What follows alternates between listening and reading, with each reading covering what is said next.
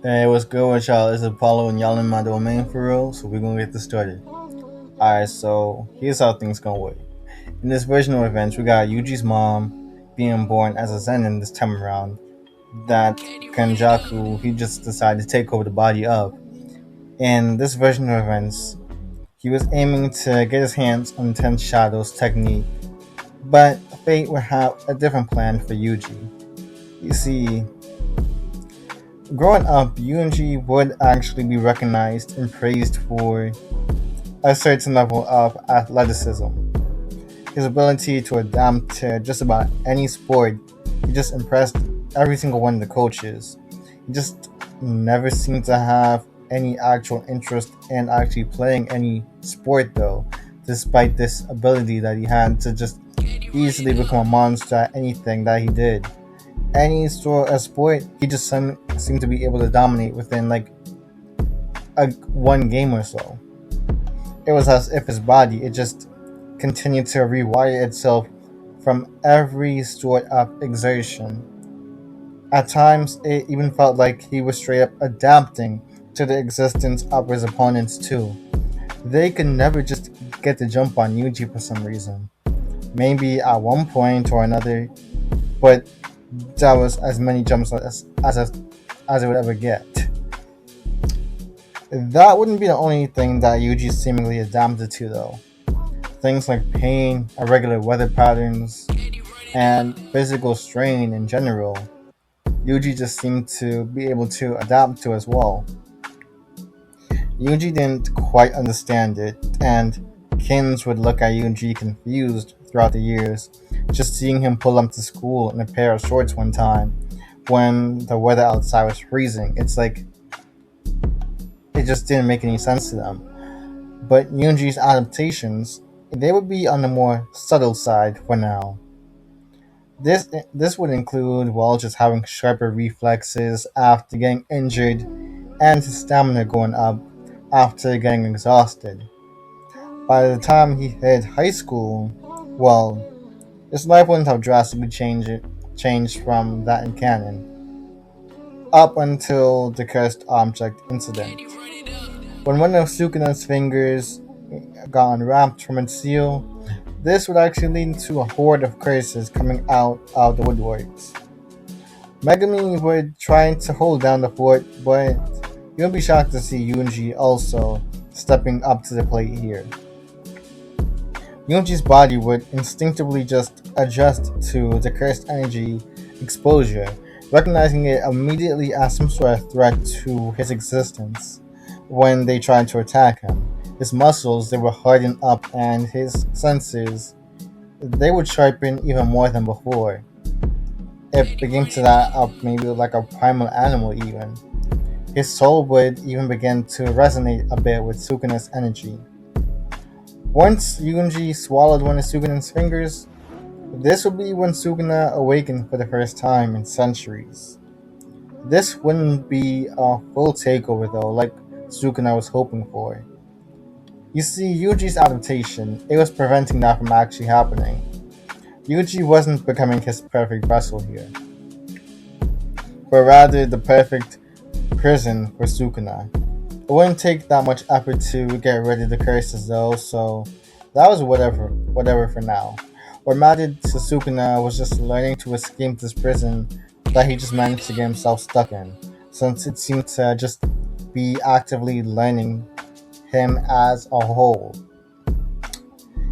Gojo would arrive on the scene later after the curses were dealt with, and he would examine Yuji carefully, since Megami mentioned him eating a finger and not getting fully possessed or immediately dying.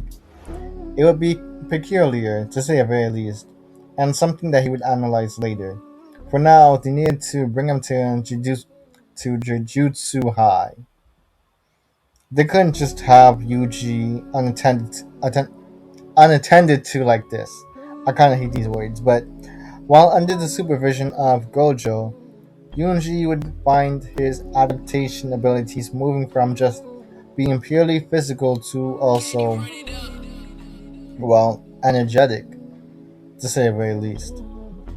Gojo would have Yuji learn how to harness cursed energy, but he wouldn't expect for him to get the hook of it so quick. He barely had to give instructions actually. Gojo would go ahead and straight up spar with Yuji from time to time since it seemed like he was akin to him in picking up things rather quickly.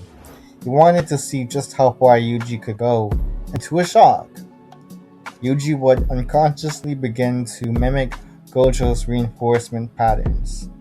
Not necessarily infinity straight out, but definitely taking a page out of Gojo's book while mixing it with Sukuna's slashing techniques that could be used on individual body parts.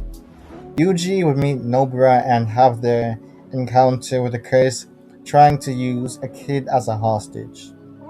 With Yuji's current adaptations, he would simply slice through the curse though. He didn't really have a gauge for his strength yet. He couldn't figure out just how strong certain opponents were, so he kind of just, went all out. His cursed energy reserves weren't an issue, and neither was his control. It was just reading his opponents.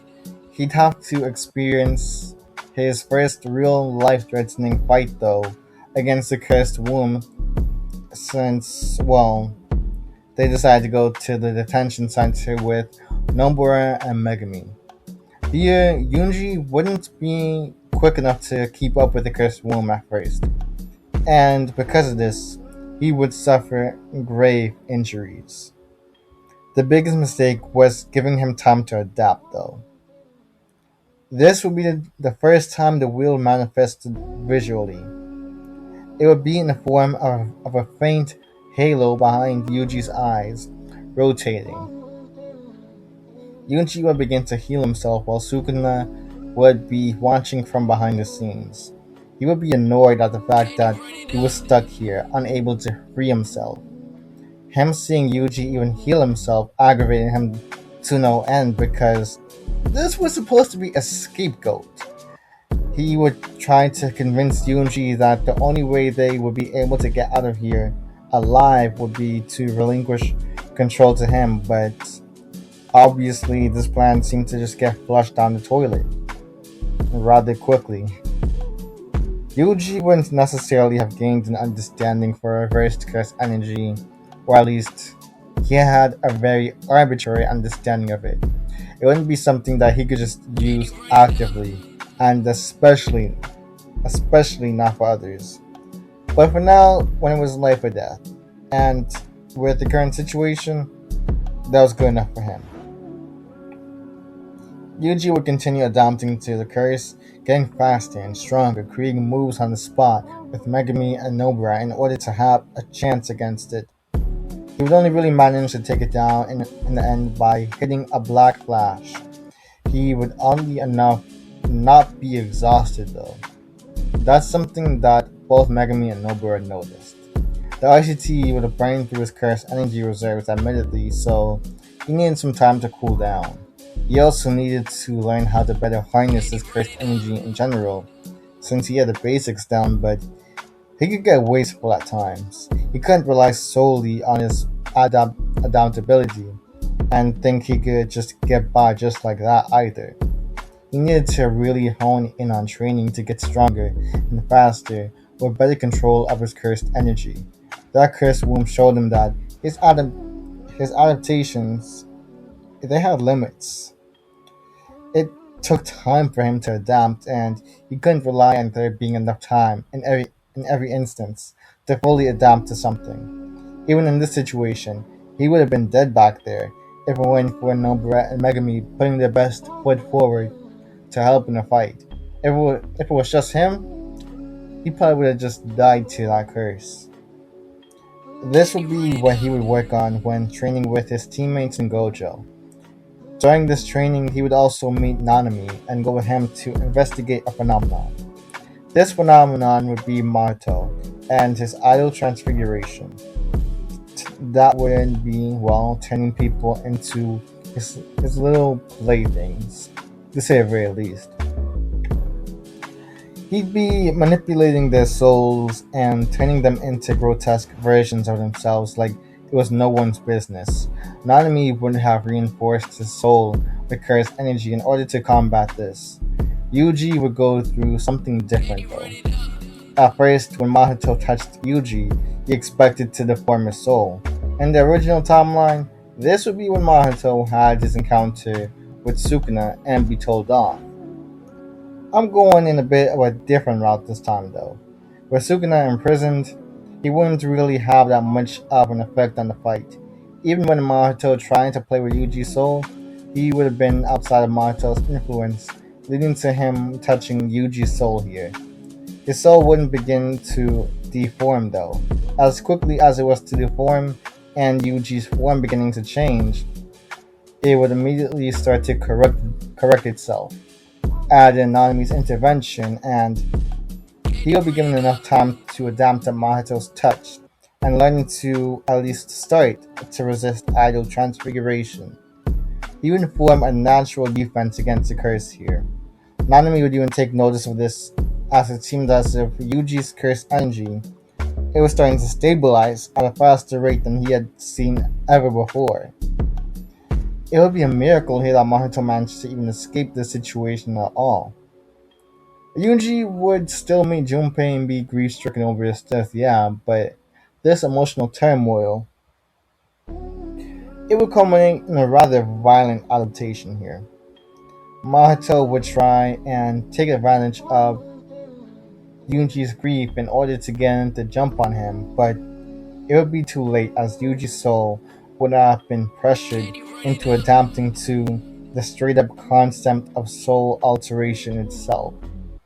He would land consecutive black flashes on Mahito, which only helped to refine Yuji's control of his cursed energy. Yuji just barely managed to escape by shapeshifting into a rat that escaped through the sewers. Yuji would curse himself for letting Mahito get away, but he wouldn't be able to dwell on that for too long. He had something coming up. That something was a goodwill arc or event, whatever you want to call it. And that would have Yuji meeting the rest of the sorcerers that he'd be fighting alongside in the future. Of them, some like Todo would especially stand out. They were hit off immediately per usual since Yuji would give his famous answer and earn Todo's protection from the rest of the Kyoto students that were sent out to kill Yuji. He wouldn't really need it that much though, thanks to his current array of abilities and his ability to adapt. Momo and Mai would be found to be especially useless against Yuji, as he would have just gained, well, a kinetic reinforcement against projectile attacks, which was quite literally their specialty, their only specialty actually. The only thing that made them somewhat useful. Okay, let me stop. When fighting against Hanami, the nature of Yuji's cursed energy it would also change in order to combat the cursed spirits. It would take on new properties in the form of friction or fire that was capable of burning through Hanami's vines. It would put Hanami at a severe disadvantage. Combine that with Yuji and Todo working hand in hand to run the fade, yeah, it would lead to Hanami getting taken down very early on, as Yuji would just slice through Hanami at the end with cleave. The higher-ups would fear Yuji even more after news of this got out that he managed to take down a cursed spirit like Hanami. His adaptability was something else entirely. It was as if Mahoraga had adapted to the point it could take human form. Team Gojo will have their own encounter with Eso and Kachizu. I don't remember how to say his name. Kachizu or something like that. And the group would just be faced with blood manipulation, but in a different format compared to like that one Kyoto student, Nabito or something. I don't care. I'm not looking back up his name. Anyways, this one seemingly had the decaying property to it, which would initially overwhelm the group. Yuji would push through though, beginning to adapt and resist the corrosion of going through his body. His cursed energy would form a field that neutralized toxins, For Nobara, the two would take down the brothers of Yuji thanks to working in unison for the fight. Here, Sukuna would recognize a shift in Yuji's adaptation, though. It was no longer just reactive, it had become proactive, rewriting his body before the damage could even fully occur. He was intrigued, though though he was still stuck in his prison.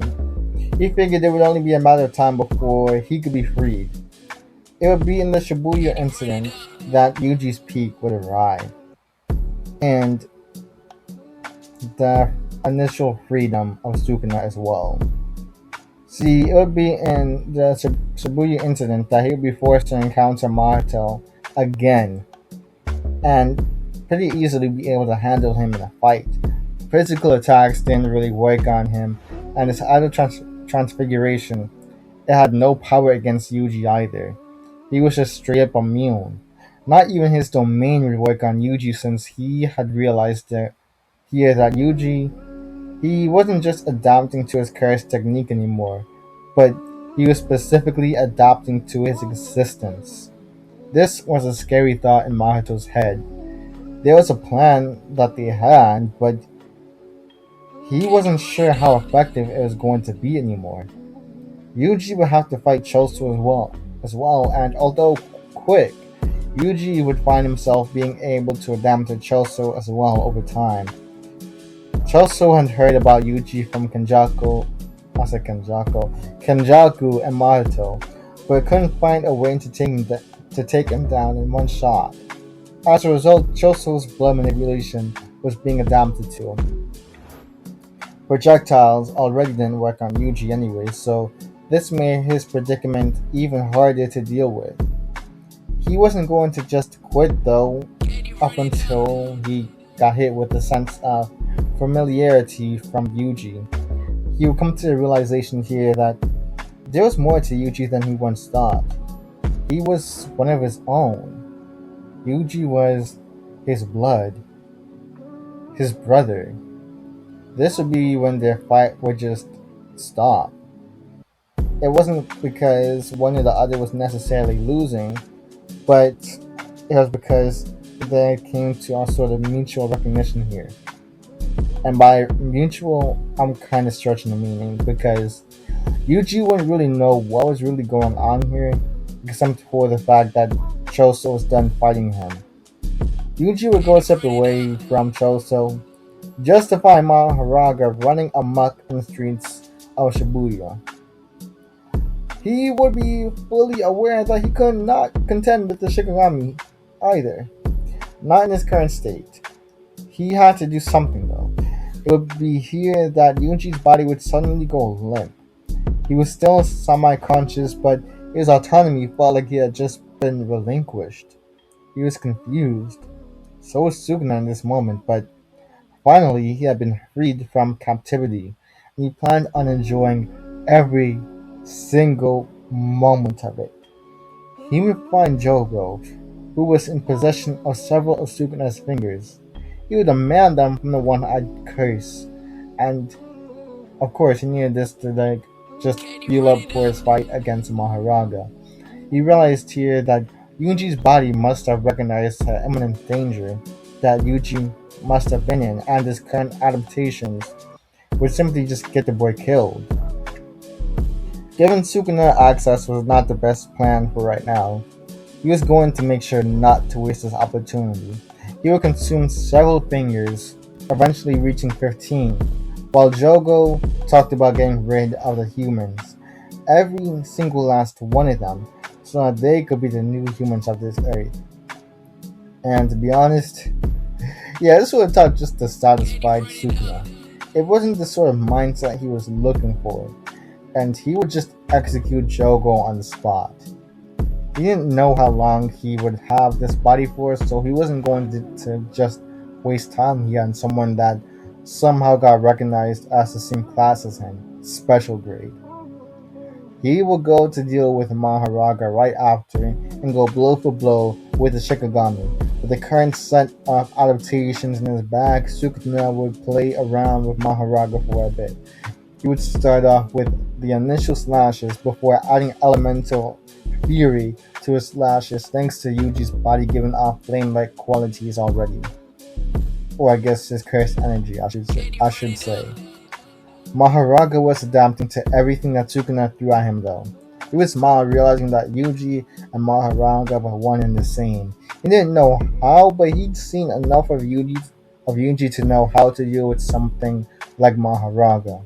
And so he would shoot a Fuga at Mahoraga, ending it in one shot.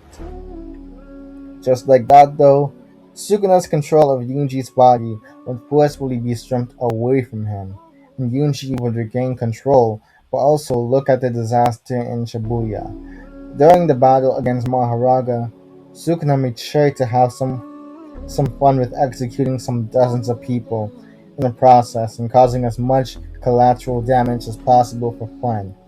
This would eat Yuji up inside, even though he was able to save the likes of Megami and others. Mahito would be unwilling to try and fight Yuji again here, since he would recognize that no matter what he did, Yuji would always be one step ahead of him. He had nothing to throw at Yuji, while Yuji just continued to grow stronger. He would tell all of this to Kenjaku, ranting to him, and honestly, Kenjaku only listened to Mahito for a bit before taking control of the cursed spirit's body. He needed Mahito for a role that was integral to his future plans after all. The way Kenjaku saw Yuji, it was as if he were the perfect experiment. He was a human that could adapt to just about anything. If pushed far enough, he could potentially even go about rewriting the foundations of Jujutsu itself. He would test that in the Culling games and see just how far humanity could evolve itself. With the absence of Gojo after Kenjaku sealed him, the Jujutsu world would be in shambles. The higher-ups would try sending Yuta to kill Yuji, but that would be proven ineffective at this point. Instead, Yuta would have Yuji pretend to be dead since they were being watched. Rika would grab Yuji to make it more convincing as they went to go into hiding, and Yuta would explain the whole situation better to him there. After gathering everyone for the Culling Games, Yuji would enter the colonies with an even stronger version of his adaptation and adaptations. After Sukuna's stunt back at Shibuya, Yuji's body recorded all that information down for him to know how to do as well in the future.